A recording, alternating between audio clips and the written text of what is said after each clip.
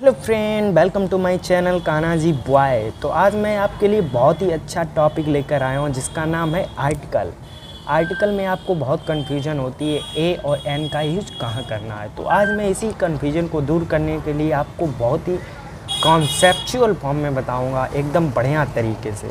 बहुत से लोग आपको बताते हैं ए ई आई ओ यू, जहाँ ये शब्द आए वहाँ एन का प्रयोग कर देना होगा। वॉवेल्स को छोड़कर कॉन्सोनेंट के साथ हमें ए का प्रयोग कर देना।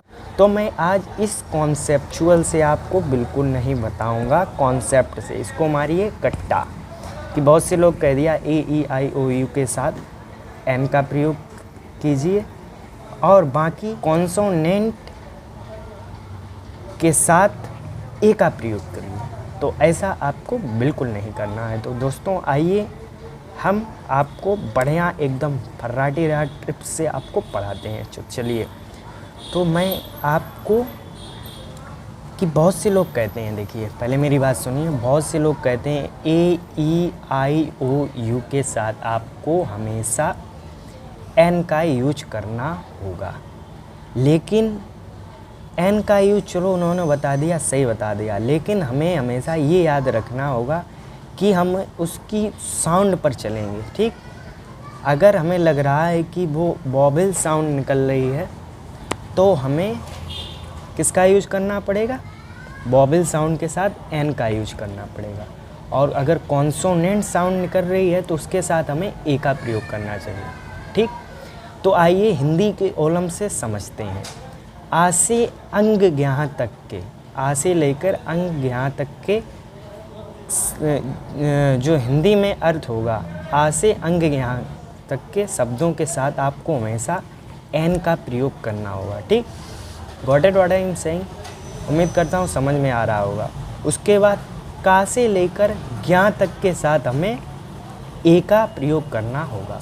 तो आइए कुछ एग्जाम्पल के साथ हम आपको समझाते हैं। जैसे मैंने लिखा यूरोप।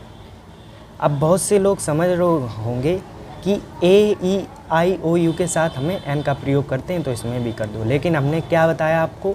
आ से लेकर अंग ज्ञा के साथ हमेशा एन का प्रयोग, का से लेकर ज्ञा तक हमेशा ए का प्रयोग। तो आइए यूरोप की स्पेलिंग देखिए, E U R O P E. अब इसको आप हिंदी में लिखिए, यू यानी या आ रहा, यूरोप। तो हिंदी के अक्षर के हिसाब से हमने क्या बताया था? का से लेकर ज्ञा तक ए का, तो इसमें ए का प्रयोग हो जाएगा। ठीक, ऐसे ही हम लेते हैं ओवर। आजकल तो लोग इसको बोलते हैं ऑर्स, तो और स्टैंडर्ड करना चाहो तो ऑर्स बोल सकते हो। तो यहाँ ओवर के साथ हमें किसका प्रयोग करना चाहिए? एन का प्रयोग करना चाहिए। क्यों? अगर आप रट्टा मारेंगे ए ई आई को साथ एन और कॉन्सोनेंट साउंड के साथ हमें ए ई आई ओ यू के साथ हमें एन और कॉन्सोनेंट के साथ हमें ए का प्रयोग करना चाहिए। अगर आप ऐसे रट्टा मारेंगे तो मैंने ओवर बोला, तो आप उसके साथ किसका प्रयोग कर देंगे? किसका करेंगे? ओवर के साथ ऑब्वियसली आप ए का प्रयोग करेंगे, क्योंकि रट्टा में यही होता है। तो आप ओवर को हिंदी में लिखिए आवर, यानी आ से लेकर अंग यहाँ तक एन का प्रयोग, तो इसमें हो जाएगा एन का प्रयोग। तो आपको इस तरह इस चीज़ को याद करना होगा। आशा करता हूँ आपको बहुत अच्छे से समझ में आ गया होगा। अब थोड़े और एग्जाम्पल ले लेते हैं। जैसे लिया यूनिवर्सिटी। अब इसमें देखो यूनिवर्सिटी, हमने क्या कहा था? ओलम वाली गिनती पर ध्यान, ओलम वाली वर्णमाला पर ध्यान दीजिए। ओलम में यूनिवर्सिटी यानी या आ रहा है, या में हमने क्या बताया था? ए का प्रयोग बताया था। का से लेकर ज्ञा तक हमने ए का, तो या इसके बीच ही में आएगा, तो यहाँ पर हम ए का प्रयोग कर देंगे।